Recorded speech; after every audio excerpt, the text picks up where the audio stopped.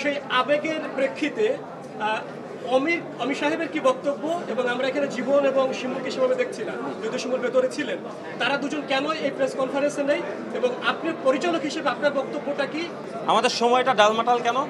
ডালমাটাল এ কারণে আপনাদের ফিমেল ফোরের দুজন সহকর্মী তারা কোকা কোলার একটা বিজ্ঞাপনে তারা অভিনয় করেছেন, সেখান থেকে তারা তুমুলভাবে বিতর্কে জন্ম দিয়েছেন, সমালোচনা হচ্ছে এবং আপনার পক্ষে একটা সাইবার অ্যাটাকের একটা হুমকি দেওয়া হচ্ছে। এই সময়টা আপনি কি মনে করছেন যে ফিমেল ফোরটা ঠিক মতো যাবে? অবশ্যই ঠিক মতো যাবে, কারণ আমি আসলে পরিশ্রম করে কাজটা করেছি। আমি বিশ্বাস করি যে মানুষের পরিশ্রম কখনো বৃথা যায় না।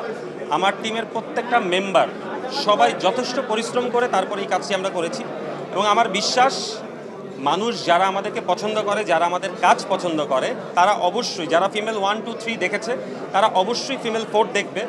যদি 10 জন মানুষও দেখে, আমার বিশ্বাস ওই 10 জনের মধ্যে থেকে 8 জন মানুষ বের হয়ে বলবে যে ফিমেল 4টা ভালো লেগেছে, আপনারাও দেখুন।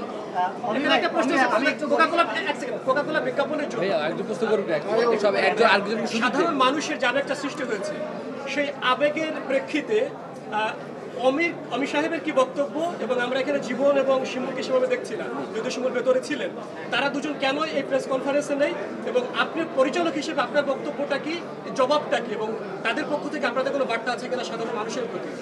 প্রথম কথা হচ্ছে শিমুল এখানে আছে। শিমুল আমার টিমের মেম্বার, আমার অ্যাসিস্ট্যান্ট ডিরেক্টর, ও অবশ্যই আছে, হয়তো বা আশেপাশেই আছে। পুরো প্রজেক্ট নিয়েই ও কাজ করেছে। আর জীবন ভাই হয়তো বা কোনো কাজে ব্যস্ত অথবা অসুস্থ, আমার সাথে জীবন ভাইয়ের কথা হয়নি। আর আমার যা বক্তব্য সেটা আসলে আমি আমার ফেসবুকে স্ট্যাটাসের মাধ্যমে দিয়ে দিয়েছি।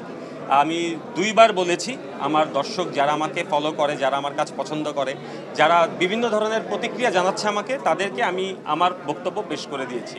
আজকে আমাদের জন্য ঈদের দিনের মতো একটা আনন্দের দিন, কারণ আজকে আমাদের ফিমেল 4 রিলিজ হয়েছে।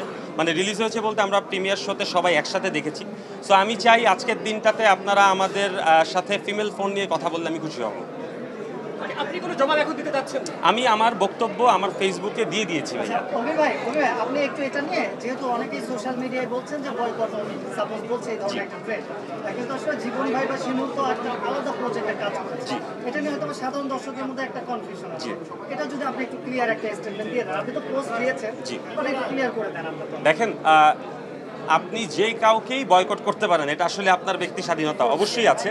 যে কাউকে আপনি বয়কট করতে পারেন, এটা আপনার ব্যক্তি স্বাধীনতা।